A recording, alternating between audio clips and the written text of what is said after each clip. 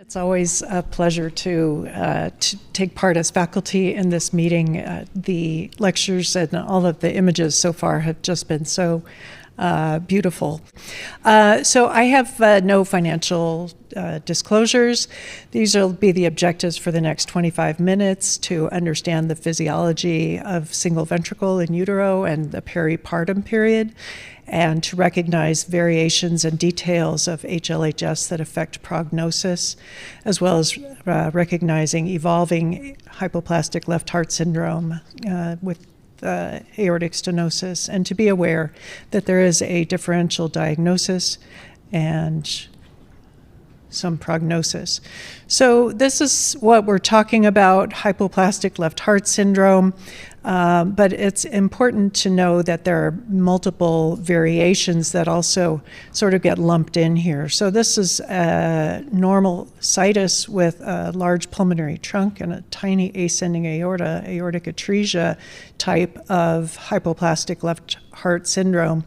But we can also see some overlap with mitral atresia and double outlet right ventricle with a tiny left ventricle, aortic atresia and mitral atresia. I'll be concentrating mostly on this type.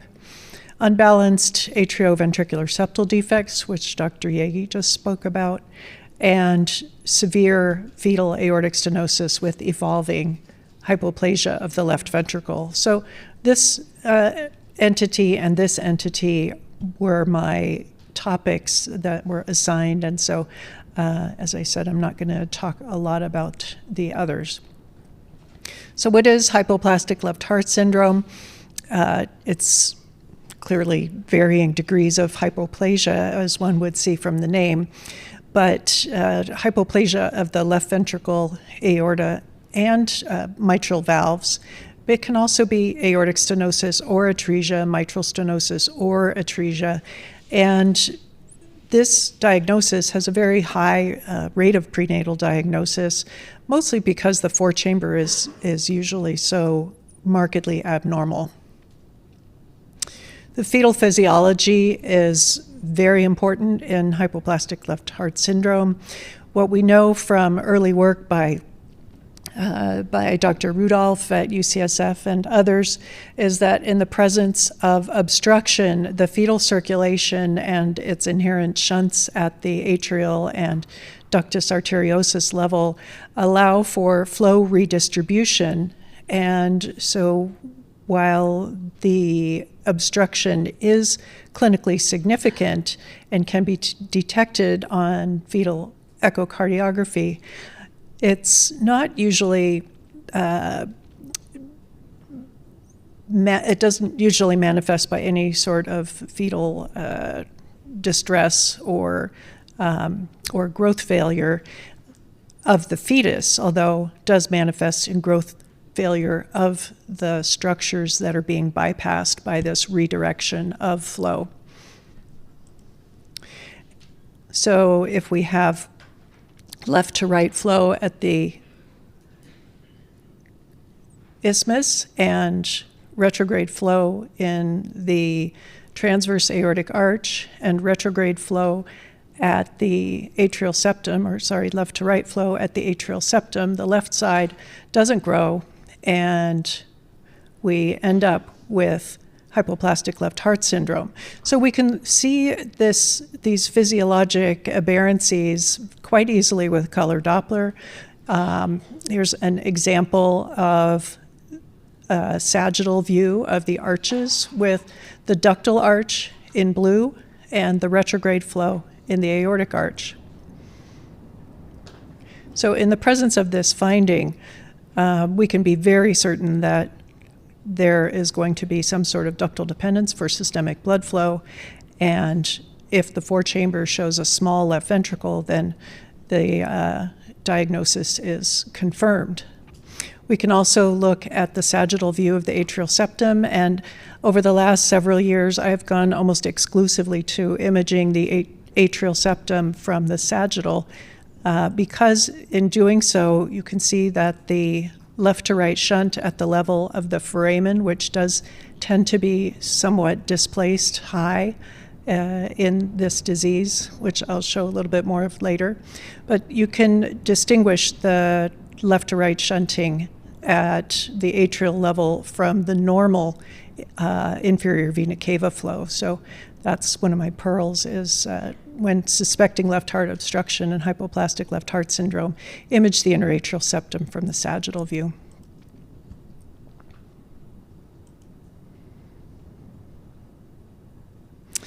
And when looking in the axial four-chamber view, well, you can see the interatrial septum. I think that this makes my point that it is not certain exactly what we're looking at in the secundum region here. It could be some other type of flow, but you can suspect it from the four-chamber, but go to the sagittal to really demonstrate that interatrial septum. So that's using the physiology to support the anatomic imaging that you might see. We also look at physiology in terms of the extracardiac Dopplers and what the so-called brain-sparing phenomenon that these patients with hypoplastic left heart syndrome exhibit, likely because there's decreased oxygen delivery in the face of that complete mixing and the retrograde filling of the aortic arch. So a normal middle cerebral artery to umbilical artery pulsatility index ratio is greater than 1, and it's been shown that HLHS fetuses may have a lower cerebral resistance with an MCA to UA of less than 1. This is, as I said, a brain-sparing phenomenon thought to be due to decreased oxygen delivery. So another physiologic derangement that you can demonstrate with Doppler. I showed some pathologic pictures at the beginning. These are sort of the anatomic equivalents by 2D ultrasound. So this is hypoplastic left heart syndrome with a tiny left ventricle, small mitral valve, sort of mitral stenosis, aortic stenosis type. But this is also hypoplastic left heart syndrome with no visible left ventricle at all, just a right atrium, right ventricle visible. The diagnosis can be suspected on the basis of anatomy and physiology even as early as 12 to 13 weeks. So on the left-hand side is a normal 12 to 13 week transabdominal image. And on the right, even though the imaging quality is not great, there's some suspicion that the four-chamber is abnormal, and applying our knowledge of the physiology, we can see with color Doppler that there is left to right atrial flow, and right at the very end of this clip, there's retrograde flow in the aorta, and so this patient clearly has evolving hypoplastic left heart syndrome. Here's another example of mitral stenosis, aortic atresia, with a tiny left ventricle, mitral stenosis, dominant right ventricle, and then in the three-vessel view, an extremely tiny ascending aorta. So pulmonary artery, aorta, superior vena cava here. Mitral stenosis, aortic stenosis may have a slightly larger left ventricle, larger ascending aorta, but same basic physiology. And I'm just mostly showing these to drive home the point that there's not any one thing that is hypoplastic left heart syndrome. It's probably a fault of terminology by the cardiologists. And describing the actual lesion may be a better approach, although the overall outcomes are very similar for stenosis versus atresia.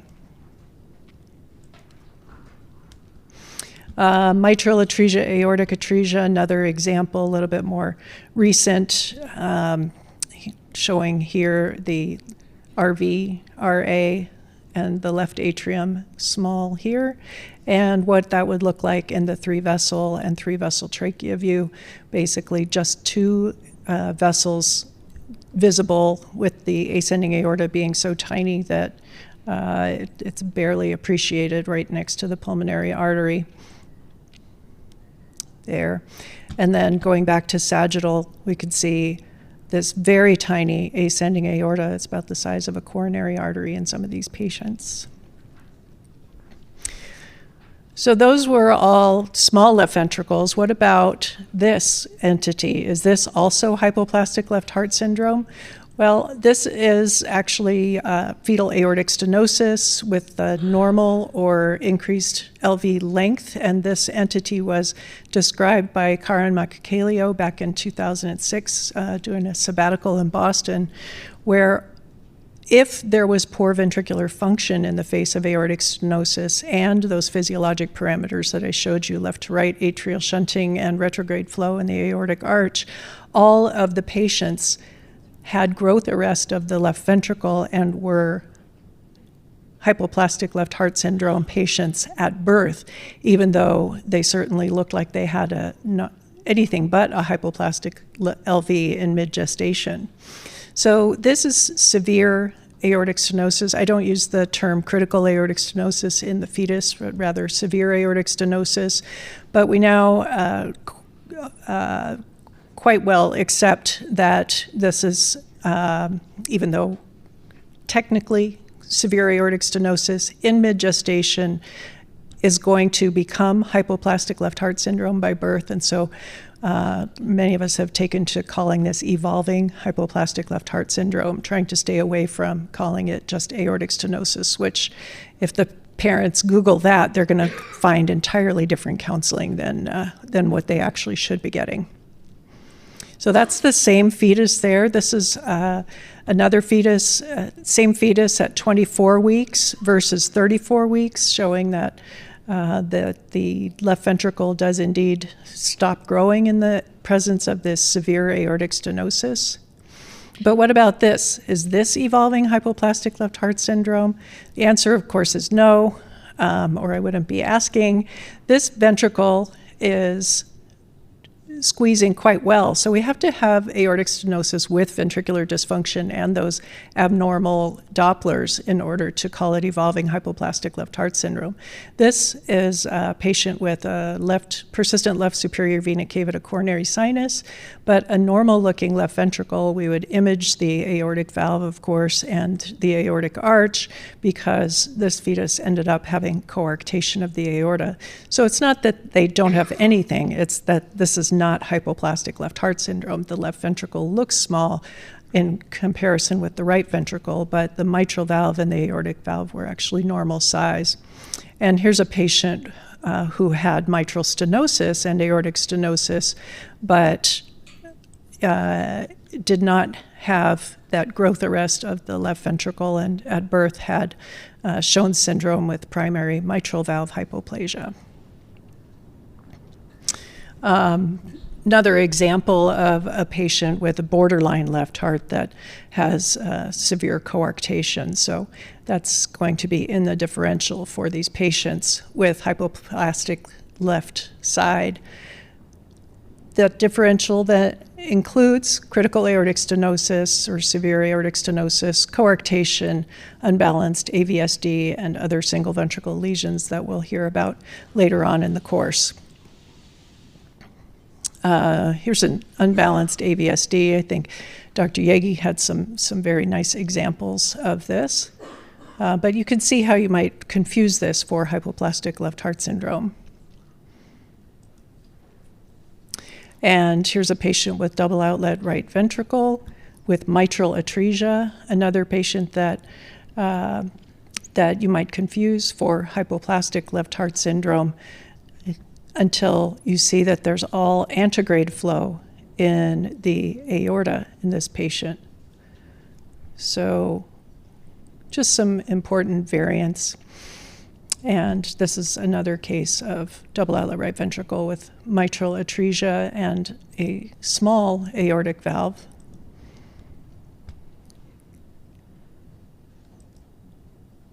But who also has an extremely restrictive interatrial septum. So those are the kind of important variants and differential diagnosis. There are some additional considerations when encountering a patient with hypoplastic left heart syndrome of the usual type, the mitral valve, aortic valve abnormality types. And those include the ascending aortic size. This needs to be imaged because of its implication for surgical repair. So in the sagittal view, there's a normal patient, and the size of the ascending aorta is quite easy to see here. And in this patient with aortic atresia, there is just this tiny coronary artery size ascending aorta. And this has been found to be prognostic in terms of surgical survival, mostly due to the technical issues of the Norwood procedure.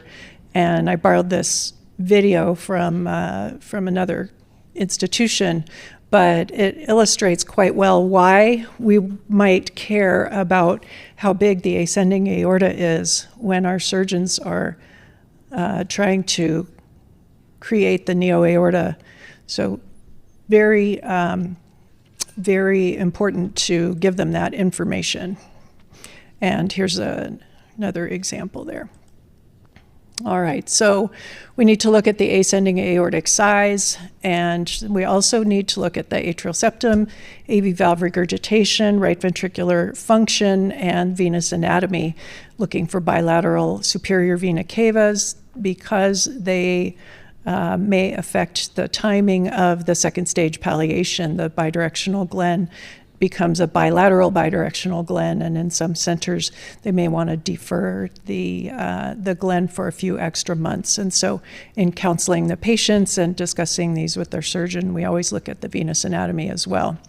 So let's look at each one of these issues in a little bit more detail. First, and probably the most important to look at, is the interatrial septum. Because a restrictive interatrial septum, these patients present profoundly cyanotic at birth with severe pulmonary edema due to the left atrial hypertension and lack of egress of the pulmonary venous return from the left heart. So they can be severely ill within minutes and need emergent atrial septostomy, septectomy, or even ECLS in order to be stabilized. They can't be stabilized with just PGE. So immediately on separation from the placental circulation, something needs to be done. Prenatally, we can diagnose this and prepare a team to perform these interventions. We can observe left atrial hypertension, pulmonary vascular changes, and pulmonary hypertension, as well as pulmonary parenchymal changes, but we have to be suspicious of it. And so this is just diagramming that the lungs, the pressure, venous pressure in the lungs goes up when the atrial septum is restrictive or intact. So it's important to not only image it in 2D, where it may appear thick or may not, but also to look at the direction of flow and velocity. You can measure the mean velocity of flow here, but it's more important overall, and this has been shown in multiple studies, that the pulmonary vein Doppler pattern is more predictive of actual need for intervention at birth. So again, you can measure the width of the orifice, you can measure the mean gradient, but the most important thing to measure is this forward to reverse ratio in the pulmonary veins. So here's an example of an extremely thickened, hypertensive left atrium, and this is the pulmonary vein Doppler signal. It's entirely to and fro, and it's missing that late diastolic, the early diastolic forward flow that we're used to seeing in pulmonary veins. So here's a normal pulmonary vein signal in a fetus with hypoplastic left heart syndrome. A little bit of A-wave reversal is okay, and many of them have this. But as the atrial septum starts to get more restrictive, we start to see a very dominant S-wave and much deeper, much more prominent A-wave reversal, and then finally complete loss of that D wave and to and fro flow. I have some physiologic rationale for it here. This is in the syllabus if you want to look at that. So here's a fetus, another fetus with a restrictive atrial septum at 25 weeks and 4 days. Here's another fetus with pulmonary vein appearance at the 19 weeks gestation. This is actually a double outlet right ventricle with mitral atresia, but illustrates the point that the pulmonary veins can become very dilated even on 2D imaging. So here, non-restrictive, here, restrictive interatrial septum with pulmonary vein dilation. And there's a normal pulmonary vein signal versus the abnormal. So pulse Doppler, the pulmonary veins in all fetuses with hypoplastic left heart syndrome, whether or not you can see the atrial septal restriction. It's nice to look at, but definitely if the pulmonary vein Dopplers are normal, you know that the atrial septum is likely not an issue. I mentioned systemic venous abnormalities as being an important part of a complete evaluation on fetal echo, and this is sort of the easiest thing to do, is just three vessel trachea view, seeing 2 cavas. You have to make sure that you follow this down to the coronary sinus to make sure it actually is a left superior vena cava to coronary sinus connection and not a vertical vein associated with either total anomalous pulmonary venous return or a decompressing levoatrial vein that you can get with left atrial hypertension in these patients.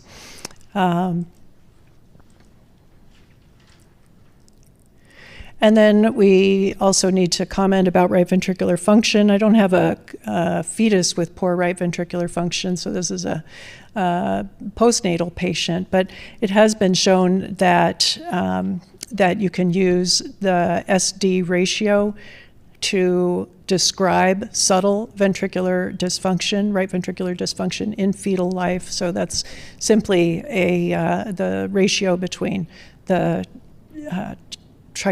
time spent in systole versus diastole. And Mark Friedberg, I think, was the first author on a very nice paper on that, but there are several others now looking at subtle right ventricular dysfunction in fetuses with things like shortened inflow durations versus here's a normal inflow duration. Shortened inflow duration suggests ventricular dysfunction. Abnormal isovolumic contraction and isovolumic relaxation times, or the sum of those divided by the ejection time, which is the myocardial performance index. All of these have been used to describe differences in the different subtypes of hypoplastic left heart syndrome. Whether or not this affects their long-term survival and their Norwood candidacy is still largely unknown. And I wouldn't be complete if I didn't mention some of the newer modalities that we can use to image in looking at the right ventricular function. Things like longitudinal strain and radial strain and displacement have been used and have been shown to stratify. One can stratify patients based on this, but again, the overall prognostic value of this has not really been proven yet. So there are other important variants. Not all HLHS is the same. So there are patients who have decompressing levoatrial cardinal vein. I mentioned that briefly. There are patients with mitral dysplasia, not just stenosis, but actual dysplasia, and so that's a stenotic and regurgitant lesion. Some patients have high LV pressure and develop coronary fistulae or deviated septum primum, which is an interesting variant that doesn't have a lot of clinical significance, but is always fun to talk about. So decompressing levoatrial cardinal vein should be suspected when there are venous structures posterior to the left atrium, when the left atrium is hypertensive, atrial septum is intact, for instance. I don't have any really great pearls for this other than to image the pulmonary veins, Doppler the pulmonary veins. If it looks like the venous Dopplers are not normal or the interatrial septal communication cannot be demonstrated, then you can lower your scale and search around for these veins. This is not a left superior vena cavita coronary sinus connection. It is a very tortuous sort of decompressing vein, usually from the left pulmonary veins, but can be from sort of anywhere posterior there. So those are important in that much worse prognosis for those patients with a decompressing levoatrial cardinal vein.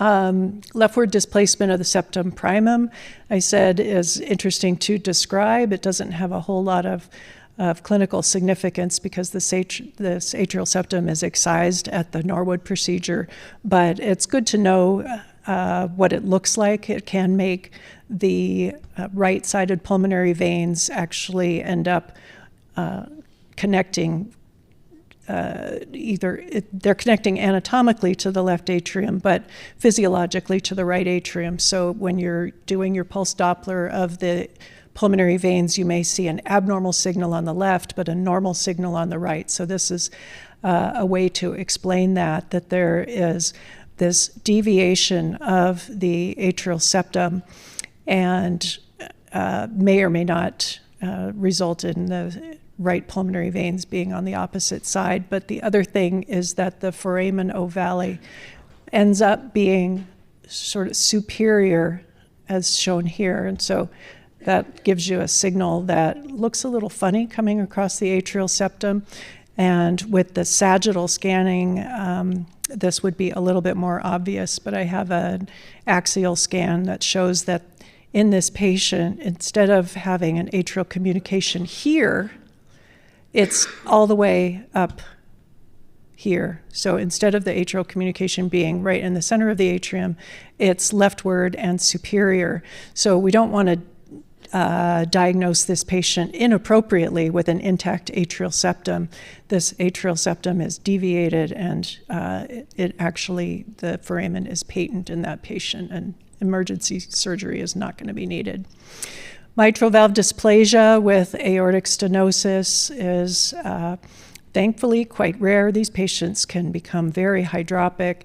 With fetal cardiac intervention may actually not evolve to HLHS, but without cardiac intervention, many of these patients will succumb to hydrops or need to have the mitral valve oversewn at birth and treated like HLHS.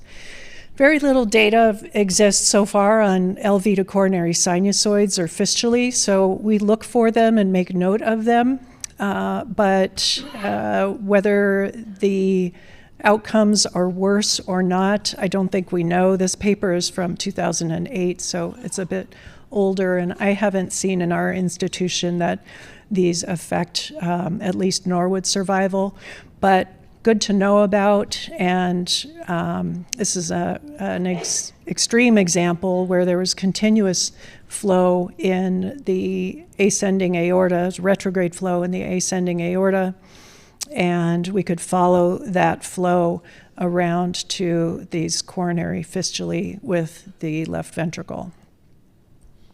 And there's another example there. Management and prognosis with these variants of anatomy. In general, the HLHS patients are going to be born in a tertiary center and started on PGE until they're Norwood. The Norwood survival is 75 to 85% nationwide, maybe a little higher in some of the high volume institutions. This is affected by whether or not the atrial septum is restrictive. So the ones with restrictive atrial septum need intervention at birth, not just PGE, and their Norwood survival historically has been as low as 10%. Fetal intervention for this is now being done in several institutions. And so it's most important to be aware that that is an entity and to get those pulmonary vein Dopplers.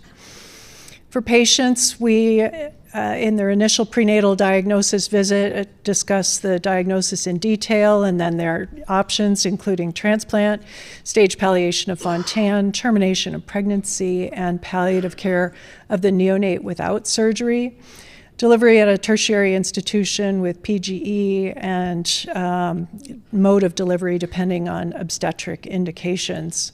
We also talk to them about their follow-up and their sort of to-do list. They need additional cardiology evaluations at every 4 to 6 week intervals is being recommended at the present time. And then once, again, late in gestation to reassess the interatrial septum and for ductal patency. Genetic counseling is key. Karyotype, microarray, or more and more we're moving towards whole exome and whole genome sequencing because of the higher incidence of single gene disorders, especially in the RAS-MAPK pathway.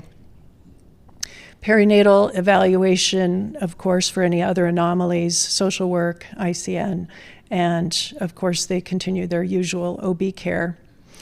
We would recommend delivery after 39 weeks, preferably at the surgical center, and induction or spontaneous vaginal delivery. I think I'm eating into your lunch time, so I'll leave most of these additional data on delivery is in the syllabus, but we do know that C-section delivery is not necessary for neonatal stability. Vaginal delivery is fine. And I think, we'll skip this fetal intervention. That's sort of just a patient who had a fetal balloon valvuloplasty prenatally and then postnatally had normal LV function. So we can do something about the growth of this ventricle in selected patients. But more often than not, the procedure actually doesn't produce any real growth. And so, again, very select patients will benefit from that fetal cardiac intervention. I already talked a bit about outcomes. At the present, we can expect about 70% 4-year survival for patients diagnosed prenatally with hypoplastic left heart syndrome. It may be a little less than that because the prenatally diagnosed patients tend to have worse outcomes because of the higher incidence of genetic and other abnormalities that come along with HLHS. Skip that. So to summarize the fetal evaluation diagnosis of HLHS and the prenatal follow-up, the diagnosis can be made in early gestation. By mid-gestation should be very obvious using 2D and Doppler. Extensive counseling is necessary. Patients have the option of pregnancy termination in most situations, although not in all states anymore. Evaluation for other anomalies is key, extracardiac anomalies, and karyotype, microarray, and whole exome or whole genome sequencing should be offered to the family, as the presence of extracardiac anomalies or genetic abnormalities really dramatically impacts the overall survival and quality of life.